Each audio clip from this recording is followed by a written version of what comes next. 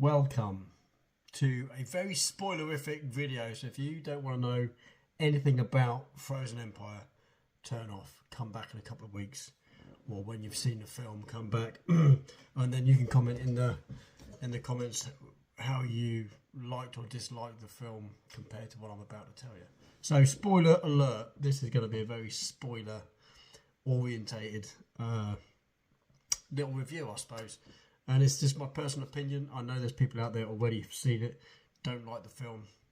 I was sat in Odeon. We've just done a big event actually, and the event's actually going on tomorrow as well, and I'll be down there a little while tomorrow.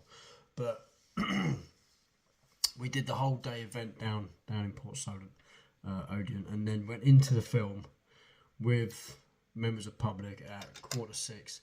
I'm sat watching the trailers, and the worst part about my entire experience was that Bill Murray is no longer going to be Garfield, because that was a trailer that popped up, the new Garfield film, and it's Chris Pratt doing the voice. That's not right. So that was probably the worst part of my experience today. The rest of it, to be honest, was absolutely fantastic. I really enjoyed the film. And I know there's people out there who really enjoyed it. I know there's people who are out there who didn't enjoy it that much. There's people out there who hate it, and that's fine. What did I like most about the film? The feel-good factor of that film. It is such a family-orientated, good, well-made, I think, fun couple of hours. It was really good. Loved all the characters, the OG characters, the new characters. Paul Rudd. The Indian guy, I can't remember his name now, who actually plays a bigger part than you might have thought from the trailers. And my last video about Frozen Empire and all the trailers had a snippet of what I thought was going to be Tully coming into frame or running out of frame, and we see that near the end of the film. It's actually this guy is in that kit, the bronze armour, because he's the Fire Master. And we noticed the trailers. I actually noticed the trainers he was wearing kind of early on in the film, so I was like, that's him. It wasn't Tully. Because how good would that have been? That would have been amazing. I know there's a big thing about him not coming back into film, all that kind of stuff, but it would have been good. It's a shame he wasn't in it, but I like the Fire Master arc. At the beginning of the film, we see that part of the trailer where you kind of knew it was kind of old school. So it's like 1909, and you got the fire crew coming out of Ladder 8. It's fantastic. You see Ladder 8 from the early 1900s, and they go into what looks like a meeting of, we find out later, some really influential people who have got this lady sat in the corner with the orb, and they're all frozen. I thought that was fantastic. I thought that was really good, and I loved the extra story arc with what's the name of the ghost? Melanie. I can't remember now. Melrose. I can't think, because it was the name of the cafe as well, and I remember Melody. Oh, I love that they brought in an element of nice ghost, nice spirit. I know we've seen it with Spengler, but it's nice to know that there are, and we find out that she's not so nice, because she's actually helping Gaka, but she doesn't have a choice. Remember, Gaka has this ability to control ghosts. She's being controlled, and then breaks free at the end of the film when Phoebe has Gaka in the new greenish proton stream with all the arcs of the. Oh, I thought that was really good. And our Fire Master with the fire and all that kind of stuff, all that really good. People are moaning that the end of the film happened really quick. I actually think we see more of Gaka than we did of Gozer. To be fair, I think personally, I think that was a good choice to leave that till right to the end. And I think I remember saying in my previous video about the potential of what I thought was going to happen in the film, that was all going to happen right at the end of the film. Third act, Gaka's coming in, all of them are there facing off, and none of them can do a thing because Phoebe's not there with her now, dipped in bronze or brass, whatever it is, proton collider, and you see the sparks. Oh, it's freaking amazing. I thought it was really good. Paul Rudd was at his best. I know people are criticising his humour and stuff. I think he's very well placed in the Ghostbusters franchise. I think he's such a comedic. It brings me the feels of how I felt about Bill Murray being in the first couple of films. It was always that slapdash. You're like, oh, kind of, what an idiot. And then he comes back with something, and you're like, yeah, there you go, that's good. Yeah, it's just that such good comedic value, pitched against those characters that don't necessarily have that. I liked it. The Ecto C, driving up to the library. That was good. The library scenes were really special. That little glimpse of the librarian, so good. And it is these little nuances that give the film such a feel good factor, because you're going through the storyline and all of a sudden it's a yes, and then, you hear people go oh yeah, because you get that feeling from the OG films and the characters that made it, and Dickless is in it.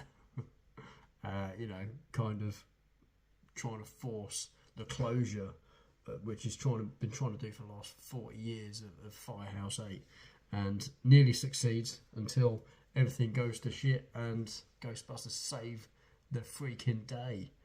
I loved it. I really did like it. It is the 22nd, but this video probably won't go out for a few days, simply because I want to give people a couple of days to view the film before they accidentally stumble upon my video, potentially having a go at me for spoilers. Spoiler alert, it's going to be everywhere on the title. Don't watch it if you haven't seen the film, or if you want to wait a couple of weeks to get my own personal view of the film. I haven't gone into specifics in terms of, scene by scene stuff. That'll happen maybe in another video, or might not happen at all. But I just wanted to throw out there some of the nice things. People are going on and on about the red jackets. You see the red jacket in a couple of scenes now. People are spending hundreds and hundreds of pounds and dollars on these nice big parkas. I'm glad I only bought the really cheap, bomber jacket style thing. I don't like the parkas anyway. It's too long for me. I never could wear anything like that. Certainly not with a pack. I don't know how I don't like the way it deals with all the belts and stuff. Not in my thing. I actually wear this during the day, out everywhere. I go everywhere in it. With the name tag and everything. Doesn't bother me.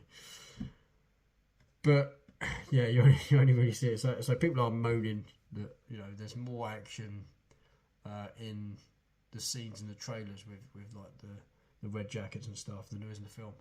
Doesn't bother me. I couldn't care less. I don't know how many times directors have given a portrayal of a film in a trailer that's completely different to what you're potentially going to see in the cinema. Happens all the time. It's just to keep you thinking, keep you guessing. The arc with Melanie. Can't think. You tell me in the comments what it is. I think it's Melody. I think it was Melody Cafe. I think that's really nice to see the human side of these ghosts and ghouls, and not just the comic ghosts, that we've traditionally seen. Scare factor was good. I didn't think it was that scary. There was a little girl sat behind me who nearer to the Gaka scenes was getting a bit frightened, because you could tell. But apart from that, I don't think it was particularly. There was a few little jumping moments in there. If you do get jumping films, you might jump a little bit, but nothing major. Some of the kids who were in there were young.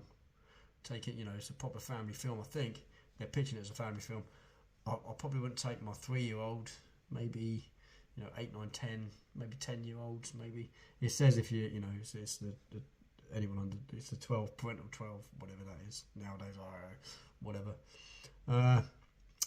Yeah, let me know what you think about the film. How did it make you feel? Because films nowadays are getting to the point where we've pretty much covered every topic, and they're trying to reinvent stuff all the time. And unfortunately, that's what cinema is about nowadays. It's about reinventing something that's potentially already been done before. And, you know, the fourth or fifth, whatever, in a series of films, you're going to get that kind of feeling that it's been done already. And some people say it's been done to death. I like the fact that they've taken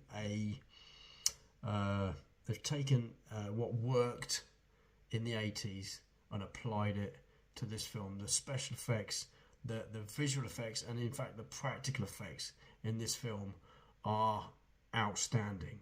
They're really good. And if you've been watching any of the Adam Savage stuff, you'll know that they have gone hammer and tong to make sure there is at least one practical effect in every scene. And we're talking proper practical stuff. Not, you know, there is CGI in the film. There kind of has to be for certain things. But for the majority of the stuff you see on screen, it is all practical stuff. And someone made this stuff.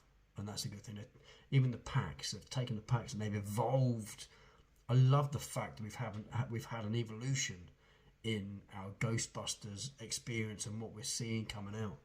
It doesn't make sense that we would still be using the same old stuff from the 80s, 40 years, now, when we've had that evolution in technology. Things have changed. Health and safety might have changed. The things, not that they bothered with health and safety in the 40s, in the 80s anyway, 40 years ago. But I love that fact. I really do. Let me know what you think in the comments. How did the film make you feel? Because that's what going to the movies is about nowadays. How did it make you feel? This movie made me feel really good about myself. Really good. I came out smiling. I mean, I was wearing a proton pack anyway, so I'm always going to be smiling when I'm a Ghostbuster. But everyone was loving. The whole experience was just good. I got a cup, which is over there.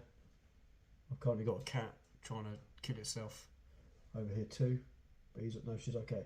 But yeah, enjoyed it a lot. What pin did I get? I got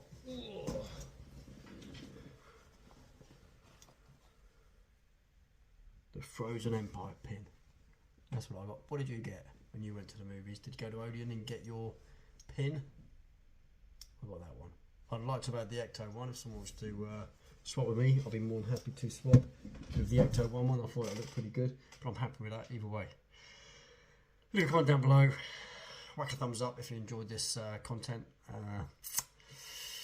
And have a look at my group. The link in the description for upcoming events. I think our next one for us, apart from tomorrow, which this will go out after that anyway, is April 27th. We're going to Southampton Comic Con. We're going to be there with Slimer, Hot Dog Slimer. That was a good experience. I might overlay a little bit of video of what we got today here, so show you what we had.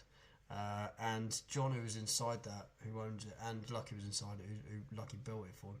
Those guys are amazing, and what they've done here is something really special.